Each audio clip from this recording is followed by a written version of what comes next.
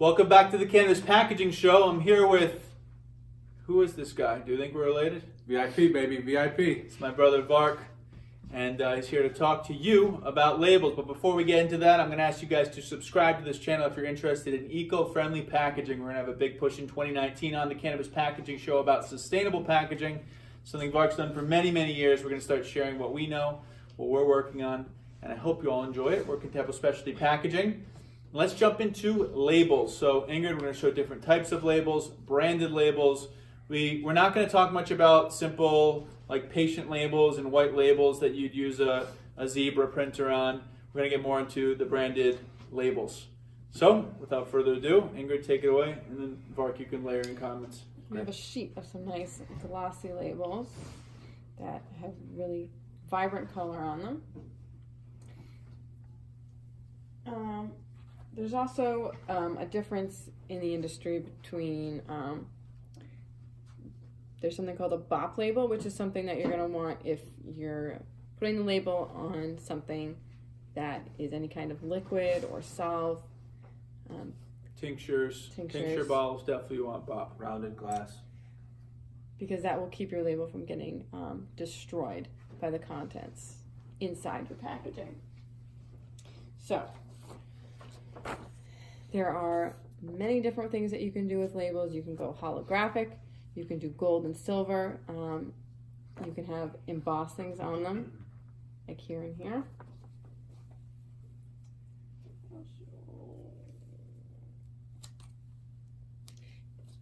If you want to start with a gold base, we can print over the gold with color, or gold or silver based foil, and we can print on top of that.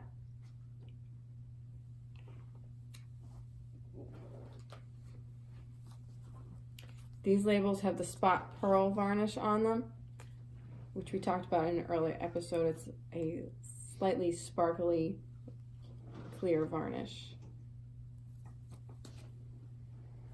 And craft labels. Have the natural look to them.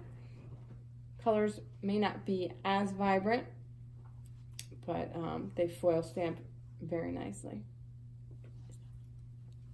So it's all the same thing about what is your brand about, and then choose packaging that's in line with what your brand's all about. It's quite simple, but what happens, because you guys are often very busy and you have 7,000 other things to do, is you have packaging as an afterthought. You don't match what the brand's about with what the packaging's about. And I think that is an area of improvement. Right, nice way to say it. Way to be better. I think it's a good, also, we kind of look at labels traditionally in the industry as whether you call it like a mediary or intermediate, a way to dress up somewhat generic packaging and help you take it the baby steps of where you need to be to the ultimate like desired package that you're looking for. So we talked earlier about putting a basic label on an existing, whether it's a generic bottle or a generic dupe tube, putting a label on it to make it more aesthetically pleasing, customize it or make it a little bit more unique to you. We talked about having a generic black box and having the multiple different strains. You saw the first page that Ingrid showcased different strains that if you can't build new individual boxes with each individual strain, you can put labels on it. So it's kind of like a bridge to take you, whether it's based on smaller units and still wanting to have your own feel and vibe, or based on existing inventory that you might have, or stuff that you can buy off the shelf quickly but want to still customize it in a very short period of time. That's kind of what labels are for, whether it's in the fashion industry or what we do, or certainly in the cannabis space. So we can run all the labels domestically here in Rhode Island, turn them around really, really quickly, and you can jazz up your existing product or supply with something customized and unique towards yourself that will ultimately take you through a period of time until you get your end product where you're really building packaging, whether it's sizes and shapes and logos and foil and stamps that are geared exactly specifically towards you. So it's a nice, easy way to bridge that gap from where we are right now with generic basic to customized, unique for you, and then really building the whole product around what you're doing in the future. I think it's a great point. It's making me think also about white labeling, and a lot of people in this industry are white labeling. They might run 4 products and they white label 5, or initially when they're getting started, they don't have any products whatsoever. And I think a lot of those white labeling companies do packaging also as just a side business. They'll provide a simple box, and we're forming partnerships with different white label companies to handle the packaging for their clients, so that not only do they have great product, they have great packaging too. So white label companies, email us. Email Mike at condemblepackaging.com. I want to talk to. And people who are white labeling, I want you guys to think about not just the product itself, but the packaging.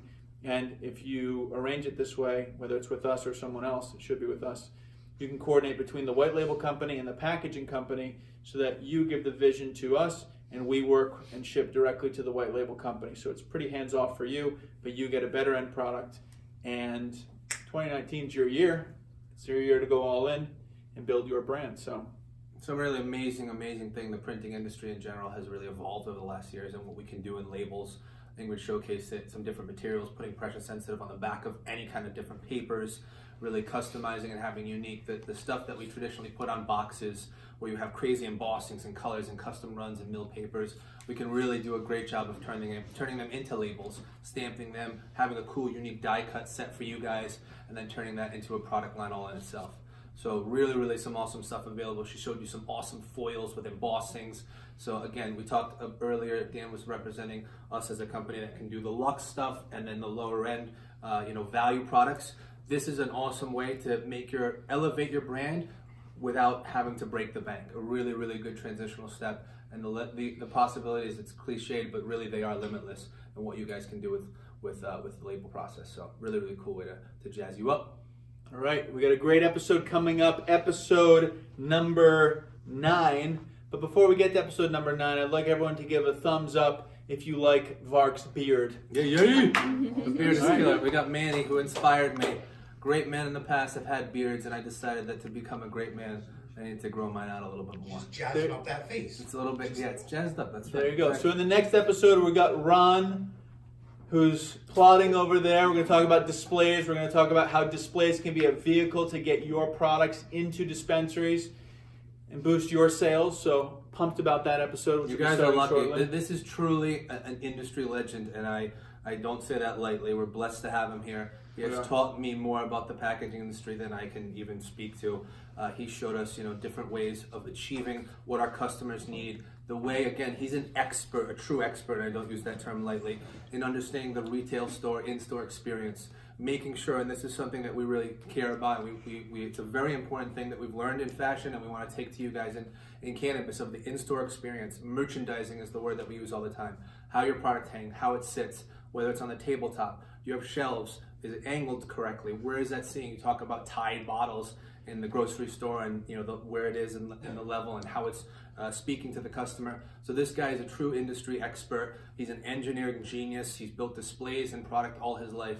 And we've had him here for a good run, 10 years, a decade, and he's still going strong. So it's a great honor to have him here. You guys are going to learn a lot from the guy.